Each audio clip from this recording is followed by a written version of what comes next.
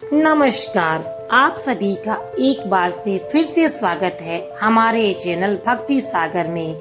आप सभी को नवरात्रि के छठे दिन की हार्दिक शुभकामनाएं। आइए नवरात्रि के छठे दिन सुनते हैं माँ कात्यायनी की कथा।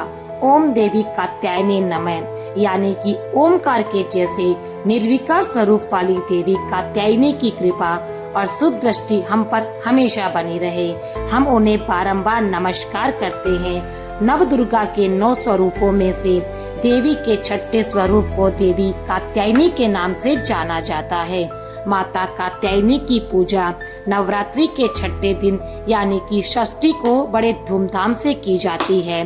देवी कात्यायनी का स्वरूप बहुत ही उज्जवल और ज्योतिर्मय है।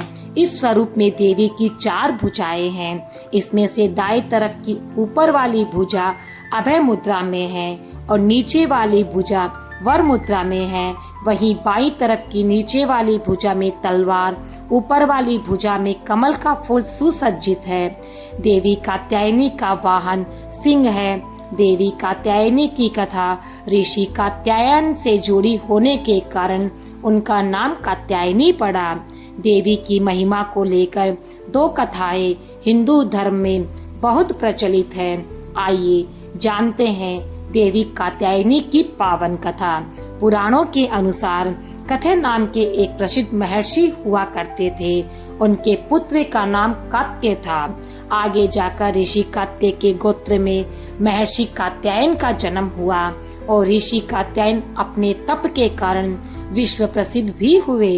ऋषि कात्यायन की इच्छा थी कि देवी भगवती उनके घर पुत्री के रूप में जन्म ले।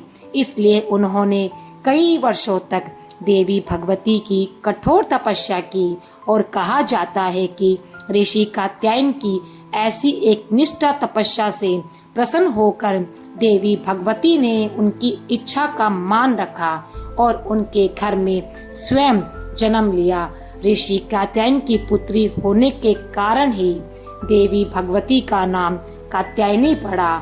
महर्षि कात्यायन ने बहुत ही प्रेम से देवी कात्यायनी का पालन पोषण किया था और कुछ समय बाद पृथ्वी पर दुराचारी महिषासुर का उपद्रव सारी सीमाएं लांघ रहा था।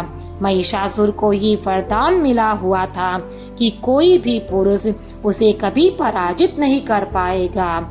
इसलिए उसे किसी का भी भय नहीं था और देखते ही देखते उसने संपूर्ण देवलोक पर अपना कब्जा कर लिया था। तब भगवान विष्णु, प्रजापति ब्रह्मा और देवादिदेव महादेव ने उसका विनाश करने के लिए अपने पन को तेज को मिलाकर एक देवी को उत्पन्न किया। कहा जाता है कि ऋषि कात्यायन ने इन देवी की सर्वप्रथम विधिवत पूजा की थी, इसीलिए देवी को कात्यायनी नाम से जाना गया। वही एक अन्य कथा के अनुसार देवी की उत्पत्ति महर्षि कात्यायन के यहाँ अश्विन महीने की कृष्ण चतुर्दशी को हुई थी। इसके बाद महर्षि कात्यायन ने शुक्ल सप्तमी, अष्टमी और नवमी तक देवी को अपने आश्रम में विधिवत पूजा अर्चना की और दशमी को देवी के इस स्वरूप ने महिषासुर का वध किया। यही कारण है कि देवी के इस स्वरूप को देवी कात्यायनी के नाम से जाना गया। महिषासुर का अंत करने के कारण देवी को महिषासुर मर्दानी के नाम से भी जाना गया। देवी दुर्गा का यह स्वरूप अमोघ फलदायिनी है। ब्रज की गोपियों ने करुणा अवतार श्री कृष्ण को अपने पति के रूप में पाने के लिए कालिंदी यमुना के किनारे देवी कात्यायनी की ही आराधना की थी। इसी कारण आज भी देवी कात्यायनी पूरे ब्रह्मांड की अधिशास्त्री देवी के रूप में नवरात्रि के छठे दिन देवी दुर्गा के इन्हीं स्वरूप की पूजा का बहुत अधिक महत्व है।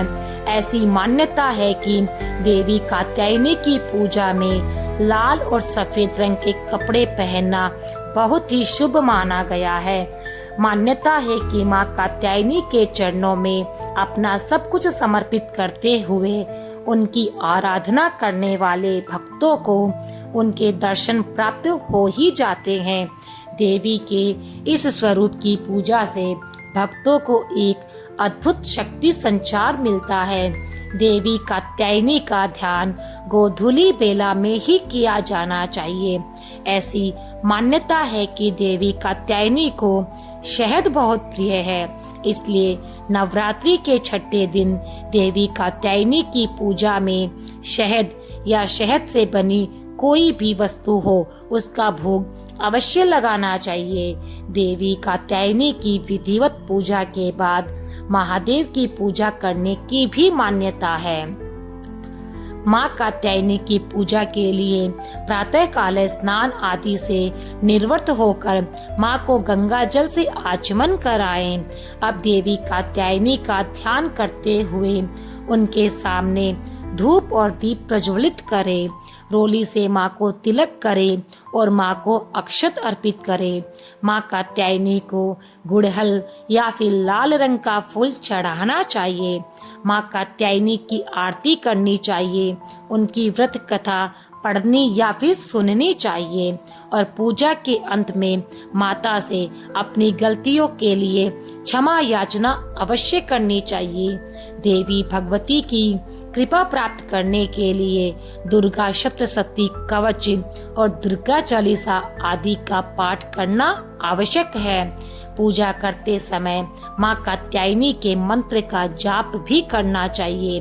कात्यायनी का मंत्र है ओम देवी कात्यायने नमः, ओम देवी कात्यायने नमः। देवी दुर्गा के कात्यायनी अवतार की कथा हमें ये सीख देती है कि अगर भक्ति और हमारा संकल्प सच्चा हो तो परम प्रकृति की कृपा सदैव हम पर बनी रहती है। जिस प्रकार महर्षि कात्यायन ने कठिन तपस्या से प्रसन्न होकर देवी दुर्गा ने उनकी इच्छा और तपस्या का मान रखा, उसी प्रकार मनुष्य को भी अपनी भक्ति, निष्ठा और संकल्प के पथ पर चलना चाहिए। तो ये थी भक्तों देवी माँ कात्यायनी की पावन कथा। आपको ये कथा कैसी लगी हमारे कमेंट सेक्शन में जाकर जरूर बताएं और कमेंट सेक्शन में जाकर जय माता दी लिखना बिल्कुल भी ना भूलें। जय माँ कात्यायनी, जय माता दी अवश्य लिखें। साथ ही हमारे चैनल को भी सब्सक्राइब करना ना भूलें। धन्यवाद मित्रों सुनने के लिए।